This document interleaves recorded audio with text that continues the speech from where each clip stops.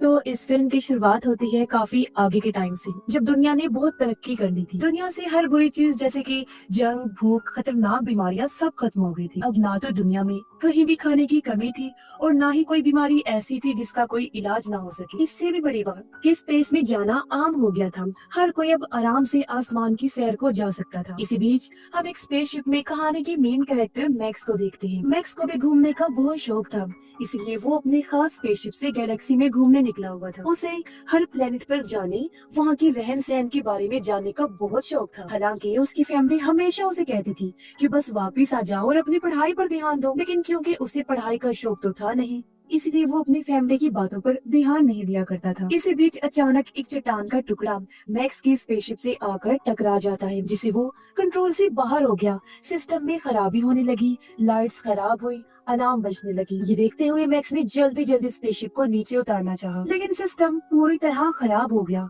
और स्पेसशिप गिरने लगा। देखते ही देखते शिप एक अनजान प्लेनेट के आइलैंड पर तबाह हो गया और फिर स्पेसशिप में धमाका होने से पहले ही मैक्स उसमें से उतर गया और अब वो इस अनजान आइलैंड पर फंस चुका था। यहाँ दूर दूर तक कोई नजर नहीं आ रहा था जो उसकी मदद को आता। ये आइलैंड काफी अजीब था, रेगिस्तान जैसा। ज्यादा अंधेरा तो नहीं था, बस खामोशी थी जो डरा देने वाला माहौल बना रही। खैर, अब मैक्स इस जगह पर घूमने लगता है। जंगल में आकर उसने कुछ बर्तन देखे। आग को कुछ देर पहले ही बुझाया गया था, जिसका मतलब साफ था कि कोई और भी यहाँ पर रह रहा है। और तभी उसे एक क्रिएचर दिखाई थी जो चुप रही थी। मैक्स ने उससे बात करना चाहिए कोशिश की, लेकिन वो डरकर भाग गई। उसे समझ नहीं आ रही थी कि ये कौन सी दुनिया है। फिर अचानक एक जोरदार आवाज आती है, जिसके साथ ही एक सोल्जर उसके सामने आ गया। उसने फौरन ही मैक्स पर गन तान दी और न जाने किस जुबान में उस पर चिल्लाने लगा। अब मैक्स परेशान हो गया, ना वो उसकी बात समझ पा रहा था और ना उसे कुछ समझा पा रहा था। तभी मैक्स ने अपनी बेल्ट पर लगी एक डिवाइस निकाली, जो एक तरह का ट्रांसलेटर था, जो किसी भी जुबान को ट्रांसलेट कर सकता था। मैक्स उसे अपने कान में लगा लेता है। सोल्जर को लगा कि ये कोई हथियार है, इसलिए वो मैक्स के बेल्ट पर गोली चला देता है और अगले ही पल उसे गिरफ्तार करके अपने साथ ले जाता है। वो उसे एक अजीब से शहर में लेकर आया, जो लग तो रहा था जमीन जैसा, मगर कुछ डरावना भी। यहाँ हर तरफ काले गंदे कपड़े पहने सोल्जर फिर रही थी, जिनके हाथों में गन्स थी और सर पर हेलमेट पहना हुआ था। हर तरफ अजीबोगरीब ड्रोन उड़ रहे। जल्द ही मैक्स को एक लैब में लाया गया, जहाँ कुछ साइंटिस्ट थे। वो लोग दरअसल मैक्स को कोई एलियन समझ रहे थे, इसलिए उसके सर पर डिवाइस वाला एक हेलमेट लगा देते, क्योंकि वो इस डिवाइस के जरिए मैक्स के ख्यालों को पढ़ के उसका हर एक राज जाना चाहती थी। लेकिन जल्द ही उन लोगों को लगने लगा कि ये कोई एलियन नहीं है, बल्कि एक पागल इंसान है। इसीलिए उसे पागल खाने भेजने का फैसला किया जाता है। ये काम एक सीनियर सोल्जर के जिम्मे लगाया गया, जिसका नाम गाय था। अचानक सभी लोग जोर जोर से गीत गाने लगे, जो उनके मुल्क और गवर्नमेंट के उनके दिल में प्यार का गीत था। उन्हें देखने से ऐसा लग रहा था वो जैसे किसी के कंट्रोल में हो और इस गीत के अलावा इनके दिमाग में और कुछ ना हो। ये सब चीजें मैक्स को काफी अजीब और फनी भी लग रही थी। साथ ही उसे शक भी हो रहा था। पर अचानक एक सोल्जर जमीन पर गिर पड़ा, बुरी तरह उसे दौरे पड़ने लगे। इसलिए अथॉरिटी वाले उसे उठाकर ले जाते हैं, जो देखकर मैक्स का शक और बढ़ जाता है। अब मैक्स को जब पागल खाने ले जाया जा रहा था, तो वो वहाँ के बुरे हालात देख रहा था कि सब कितना खराब है। सड़कें, बिल्डिंग्स टूटी हुई हैं और हर 2-3 किलोमीटर के फासले पर अजीब तरह के टावर्स हैं। इस बारे में वो गाय से पूछता है कि टावर किस लिए है। तब गाय कहता है कि वो क्या है ना, आजकल बागियों की तादाद काफी बढ़ गई है, वो यहाँ आते रहते हैं, तो दुश्मनों से हिफाजत के लिए इन टावर्स को लगाया गया। उनकी बात चल ही रही थी कि अचानक एक टावर में जोरदार धमाका हुआ, जिससे टावर का जला हुआ मलबा उन लोगों के ऊपर गिरने लगा। हर तरफ अफरा तफरी फैल गई। कुछ लोग तो भाग गए, जबकि कुछ मलबे के नीचे ही दब के मारे जाते हैं। एक बड़ा सा रॉड मैक्स के ट्रक में घुस गया, जिससे गाय उसके नीचे दब जाता है। अब मैक्स बगैर टाइम गवाए जल्दी से पूरी ताकत लगाकर गाय को बाहर निकाल लेता है और इस तरह बाल बाल उसकी जान बच पाती है। ये देखकर गाय को इतना तो समझ आ गया कि ये कोई आम लड़का तो नहीं हो सकता। खैर, अब जाकर मैक्स को पता चलता है कि यहाँ तो बगावत चल रही है, यानी जिनको बागी कहा गया है वो गवर्नमेंट के खिलाफ खड़े हैं, क्योंकि वो गवर्नमेंट के तरीकों को नापसंद करती है। इसलिए गवर्नमेंट ये टावर लगाकर अपनी ताकत बना कर रखना चाहती है।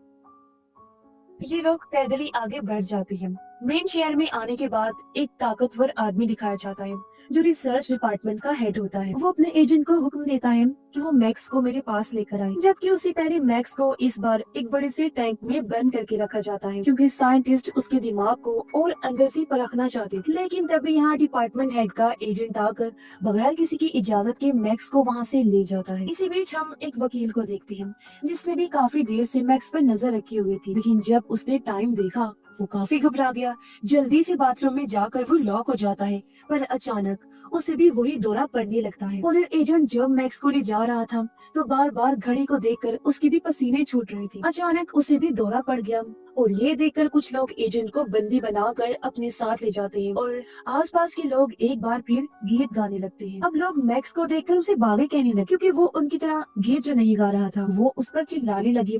तब इस भगदड़ का फायदा उठाकर मैक्स वहाँ से भाग जाता है। अब पता चलता है कि फादर्स नामी एक ग्रुप है जिसमें वो सारे फादर्स यहाँ पर राज करते हैं, जिनमें रिसर्च डिपार्टमेंट का हेड और उसका एजेंट भी शामिल थे। अब इनके कुछ रूल्स थे, जो भी फादर छोटी सी भी गलती अगर करता तो बाकी फादर्स उसे मार दिया करती थी। अब मैक्स एक बार में गया जहाँ की वेट्रेस उसे काफी अच्छी लगी। दोनों की कुछ देर तक बातें हुई और उनकी अच्छी दोस्ती होगी। एक दूसरा बदतमीज कस्टमर वेट्रेस से बदतमीजी करने लगा। मैक्स ने उसे रोकने की कोशिश की, लेकिन दोनों की लड़ाई हो जाती है। उसने कई बार मैक्स पर हमले किए, लेकिन उसने हर हमले को नाकाम बना दिया क्योंकि उसके पास बहुत ताकत थी। इसके बाद मैक्स ने वेट्रेस को यहाँ आने तक की सारी कहानी बताई। बातों ही बातों में उसे पता चला कि वेट्रेस गाय की बहन है। वेट्रेस मैक्स को अपने घर ले जा रही थी तो वो भी खुशी खुशी मान गया, लेकिन जब दोनों बार से बाहर आई तो वो बदतमीज आदमी फिर से आ गया। इस बार वो अपने गुंडे भी साथ लेकर आया था मैक्स से बदला लेने के लिए। अब मैक्स भी जानता था कि इनसे कैसे निपटना है। जैसे ही उन लोगों ने तलवार से हमला किया, मैक्स बड़े ही आराम से बच गया और अब वो लोग मैक्स पर झपट पड़े, लेकिन उस पर तो कोई असर ही नहीं हो रहा था। वो सबको मारकर गिरा देता है। इसी के साथ गैंग के बाकी लोग भी आ गए, जिनके पास बड़े बड़े हथियार थे। एक ने मैक्स की टांग में रस्सी डाली, जबकि दूसरे ने हथियार से हमला कर दिया, मगर उसने उनके ही हथियारों को उनके खिलाफ इस्तेमाल करके सबको ढेर कर दिया। अब सिर्फ वो बदतमीज आदमी बचा था। वो गोल्ड डिवाइस को मैक्स की तरफ फेंकता है जिस पर ब्लेड्स लगे हुए थे, लेकिन कुछ भी होने से पहले मैक्स बड़े आराम से बच जाता है। घर पर आने के बाद गाय भी मैक्स को अपने घर में रहने की इजाजत दे देता है। धीरे धीरे मैक्स यहाँ के तौर तरीकों को समझने लगता है। उसे एक चीज बहुत हैरान कर देती है। उसने देखा कि गवर्नमेंट उसके ख्यालों को टीवी पर किसी फिल्म की तरह दिखा रही है। उनकी गवर्नमेंट लोगों को ये कहती है कि हम लोग अपने प्लेनेट के अंदर रहते हैं, न कि सतह पर, क्योंकि बाहरी दुनिया में कोई सितारा प्लेनेट कुछ भी नहीं है। साथ ही उनको ये भी बताया जाता है कि उनके फादर्स ने बागियों के खिलाफ जंग जीतकर ये टावर लगाए हैं, तब जाकर उनका ये प्लेनेट, ये मुल्क बचा है। गाय मैक्स को कहता है कि अपने मुल्क की हिफाजत करना सबसे बड़ी जिम्मेदारी है, तुम भी मेरी तरह गार्ड बन जाओ। मैक्स इसके लिए मान गया, जहाँ उसकी आर्मी वाली ट्रेनिंग शुरू हुई, जिसमें उसने गीत भी सीखा और कई सारे इम्तिहानों को पास किया। बागियों की चीजों को शूट करने वाले इम्तिहान में तो उसने टॉप किया, यानी वो कमाल का शूटर भी था। अब कड़ी ट्रेनिंग के बाद मैक्स को आर्मी में भर्ती कर लिया गया। उनका पहला मिशन बागियों के एक अड्डे को तबाह करना था। जल्द ही ये लोग वहाँ पहुँचते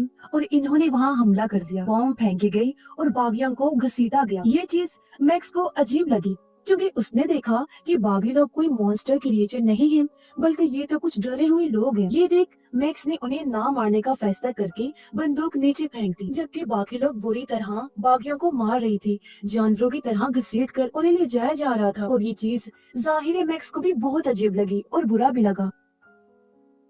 अब बागियों को सजा के लिए कोर्ट लाया गया। फिर उनको सामने खड़ा करके उन पर तेज रोशनी फेंकी, इतनी तेज कि उनकी आंखों में तकलीफ होने लगी। बहुत सारे बागी चिल्लाए कि प्लीज हमें छोड़ दो, हमने तो कुछ भी नहीं किया, जबकि बहुत सारे लोग फादर्स को बुरा भला कह रहे थे। और अब जो लोग रो रहे थे उन्हें मजदूर बनाकर भेज दिया गया, जबकि शोर मचाने वालों को मार डाला गया। अब एक बागी जिसकी बाजू मशीन की थी उसे लाया गया। फादर्स ने उसे गैस से भरे सूट में बांध दिया, जिससे धीरे धीरे उसका जिस्म जलने लगा और तड़पते हुए उस बेचारे की मौत हो गई। ये देख मैक्स को काफी बुरा लगा। उसे गुस्सा भी आ रहा था, लेकिन गुस्सा दबाते हुए चुपचाप वो वहाँ खड़ा रहता है। घर आने के बाद मैक्स ने गाय को कहा कि ये बहुत गलत हो रहा है। गाय ने उसे कहा कि ये ठीक है और हम यही तरीका अपनाते हैं, क्योंकि हर कोई अब मैक्स को जानता था, इसलिए एजेंट उसे पकड़ने के लिए आ गया। पर उससे पहले फादर्स का हेड मैक्स की वफादारी का टेस्ट लेना चाहता था, इसीलिए वो मैक्स को जंगल में ले गया और उसके सामने दो बागियों को खड़ा करके कहा कि इन्हें उड़ा दो। मैक्स कहता है कि मैं इन्हें सबके सामने नहीं, अकेले में मारूंगा। पर कुछ दूर ले जाकर वो उन दोनों को छोड़ देता है। वापिस आकर उसने फादर्स के हेड को कहा कि मैं आर्मी छोड़ना चाहता हूँ। ये सुन हेड गुस्से से आग बगूला हो गया। उसने मैक्स पर गन तान दी। हालांकि गाय ने उसे रोका, लेकिन उसने बहुत सारी गोलियां मैक्स पर चला दी, जिससे वो काफी जख्मी हो जाता है। अब हेड जबरदस्ती गाय को अपने साथ ले गया, जबकि मैक्स की लाश को वहीं छोड़ देता है। उधर सभी फादर्स प्लान बना रहे थे कि किस तरह वो सभी बागियों को एक साथ ही खत्म कर दे। दूसरी तरफ बागी जंगल में मैक्स की लाश को ढूंढ रहे थे। लाश उनको मिल तो गई, लेकिन जब उसे हिलता हुआ देखा तो सभी काफी चौंक जाते हैं, क्योंकि जी हाँ, मैक्स अभी भी जिंदा था और उसके सारे जख्म बहुत जल्दी भर गई थी। अब सारे बागी मैक्स को सच्चाई बताने लगे। कहते हैं कि ये टावर प्लेनेट की हिफाजत के लिए नहीं लगाए गए हैं, बल्कि इन टावर्स में से ऐसे सिग्नल्स निकलती है जो इंसानों के दिमाग के साथ छेड़छाड़ करते हैं। इसीलिए तो अचानक दिन में 2 बार लोगों को कुछ होने लगता है और वो अपने प्लेनेट के मुल्क के प्यार में गीत गाने लगते हैं। मगर कुछ लोग ऐसे भी हैं जिन पर इन सिग्नल्स का असर नहीं होता, बल्कि उनको तो दौरे पड़ने लगते हैं, जैसा कि हम पहले भी देख चुके हैं। ऐसे लोगों को गवर्नमेंट बागी का नाम दे देती है ताकि उन्हें मार दिया जाए। ये सुनकर मैक्स समझ गया कि ये सिस्टम तो बहुत बुरा है। तभी एक बार फिर टावर में से सिग्नल आने लगी। बाकी लोग मुंह में लकड़ी रख के बैठ गए ताकि दौरे के दौरान उनकी जुबान दांतों में न आ जाए। उधर वकील भी यही कर रहा था और क्योंकि सिग्नल्स का असर मैक्स पर तो होता नहीं, इसलिए वो बाकियों की मदद करने लगा। जल्दी वो बागियों के साथ मिल गया और उन्होंने फैसला किया कि वो टावर को उड़ा देंगे। इसलिए वो चुपके से टावर के एक एरिया में घुस गए। बागियों ने जैसे गोलीबारी की तो सभी सोल्जर्स अलर्ट हो गए। मैक्स तो बड़े आराम से आगे बढ़ रहा था। जो भी उसके सामने आता जा रहा था वो मार मार कर उनको साइड पर कर रहा था। बागी भी मुकाबला कर रही थी। कुछ तो मारे गए जबकि कुछ दीवारों के पीछे खड़े होकर गोलियां चला रही थी। मैक्स बड़ी बहादुरी से टावर के नीचे पहुंचा और वहां बॉम्ब लगा देता है। फिर उसने सभी बागी, चाहे वो जिंदा हो या मरा हो, उन पर हुक से रस्सी अटका दी और उनको घसीट कर ले जाने लगा। कुछ ही देर में मैक्स और उसकी टीम खतरे से दूर हो गई। टावर में जोरदार धमाका हुआ और वो उड़ जाता है, लेकिन ये मुश्किल बहुत तकलीफ दी थी क्योंकि एक और साथी उनके सामने दम तोड़ जाता है और अब बस मैक्स और एक बागी ही बचा था। अब मैक्स वेट्रेस के घर गया, लेकिन पड़ोसी ने उसे देख लिया था, इसलिए फौरन उसने पुलिस को बता दिया। गाय मैक्स पर चिल्लाने लगता है, पर इसी बीच वहाँ पर पुलिस आ गई, जो देखकर मैक्स फौरन ही वहाँ से भाग जाता है ताकि गाय और वेट्रेस किसी मुसीबत में न पड़ जाए। लेकिन बाहर सोल्जर्स तो पहले ही उसका इंतजार कर रही थी, मगर यहाँ भी वो रुका नहीं और एक के बाद एक सबको मार गिराता है। लेकिन बेबस तो वो तब होता है जब फादर्स का हेड गाय की बहन को बंदी बना लेता है। ये देखकर मैक्स को हार माननी पड़ी, वो खुद को उनके हवाले कर देता है। मैक्स को जेल में डाल दिया गया, जहाँ पहले ही काफी सारे कैदी मौजूद थे। उधर वकील मैक्स के बारे में जानकारी इकट्ठा कर रहा था। उसे पता चला कि मैक्स पर टावर में से आने वाले सिग्नल्स का कोई असर नहीं होता। ये जानकर उसे बहुत हैरानी हुई और वो मैक्स को अगवा करने का प्लान बनाता है। उधर मैक्स और बाकी कैदियों को जंगल में भेजा गया ताकि वो बचे हुए हथियारों को इकट्ठा कर सके। जब वो ये कर रही थी तो अचानक कुछ रोबोट्स अपने आप ही एक्टिवेट होकर गोलियां चलाने लगी। सब लोग चुपचाप नीचे लेट गए। उन्होंने भी जवाबी वार किया और सभी रोबोट्स को उड़ा दिया। मैक्स एक सोल्जर को बताता है कि जब मैं यहाँ आया था तो मैंने एक क्रिएचर को देखा। तब सोल्जर उसे बताता है कि वो कोई क्रिएचर नहीं बल्कि बदले हुए इंसान है जो बहुत ही खतरनाक होते हैं, उनको देखते ही फौरन मार देना चाहिए। अब अचानक वो सोल्जर गड्ढे में गिर गया। तब उसे बचाने के लिए मैक्स भी कूद पड़ता है। ये एक सुरंग थी, इसलिए दोनों छानबीन करने आगे बढ़ने लगी। इन्हें एक काफी पुरानी लैब नजर आती है, लेकिन इसी बीच एक क्रिएचर भी वहाँ आ गया। वो लोग जब छानबीन कर रहे थे तो क्रिएचर सोल्जर पर हमला करके उसे पकड़ लेता है। इससे पहले वो उसे मारता मैक्स सोल्जर को बचा लेता है। फिर वो खुद क्रिएचर से लड़ने लगा और आखिर उसे गिराकर कैद कर लेता है। लेकिन मैक्स को एहसास हुआ कि अगर सोल्जर को मौका मिला तो वो इस क्रिएचर को मार देगा, इसीलिए मैक्स क्रिएचर को आजाद कर देता है। अगले दिन मैक्स और 2 साथी जंगल में घूम रही थी, तभी उनकी नजर लाल टैंक पर गई जो झाड़ियों में फंसा हुआ था। इससे पहले ये लोग लाल टैंक के पास जाते काले टैंक्स उन पर हमला करने लगे। हालांकि वो भी जवाबी वार कर रही थी, लेकिन उनके किसी भी हमले का टैंक्स पर कोई असर नहीं हो रहा था। ये देख मैक्स को एक आइडिया आया और उसने लाल टैंक पर हमला कर दिया, जिससे अब लाल टैंक ब्लैक टैंक्स पर ही हमला कर देता है। एक एक करके उसने सारे ब्लैक टैंक्स उड़ा दिए। अब मैक्स जल्दी से लाल टैंक के अंदर घुस गया। फिर उसने सारी तारों को काटकर टैंक को डीएक्टिवेट कर दिया। अब मैक्स वहाँ से भागने का प्लान बना चुका था, लेकिन कोई और उसके साथ जाना नहीं चाहता था क्योंकि उन्हें लग रहा था कि ये इतना आसान नहीं होगा, ये किसी खतरे से खाली नहीं है। इसीलिए मैक्स अकेला ही टैंक लेकर चल पड़ा। हालांकि रास्ते में बिछाए गए बहुत सारे बॉम्ब्स ने टैंक पर हमला किया, लेकिन उसे कुछ भी नहीं हुआ। उधर वकील को जब पता चला कि मैक्स जेल से भाग गया है तो गुस्से में आकर उसने अपने ऑफिस की सारी चीजों को तोड़ फोड़ कर दिया। थोड़ा दूर आने पर मैक्स को कुछ फौजी मिले जो सभी गाड़ियों को चेक कर रही थी। जैसे ही एक फौजी ऊपर आया, मैक्स खुश हो गया क्योंकि वो और कोई नहीं बल्कि गाय था। उसे देखते ही मैक्स अंदर खींच लेता है और बस फिर क्या था, वो बिना रुके गेट तोड़कर वहाँ से भाग जाता है। हालांकि फौजियों ने बहुत गोलियां चलाई, लेकिन कोई असर नहीं हुआ। अब गाय काफी चौंक गया। वो हैरान होते हुए मैक्स से पूछता है कि भाई मुझे क्यों अंदर खींचा और कहाँ लेकर जा रहे हो। इसमें मैक्स कहता है रिलैक्स हो जाओ मेरे दोस्त, मैं तुम्हें एक नई जिंदगी दिखाने ले जा रहा हूँ जो यहाँ से बहुत बेहतर होगी। ये बात सुनकर दोनों काफी खुशी से आगे बढ़े और इसी के साथ इस फिल्म की कहानी यहीं पर खत्म हो जाती है।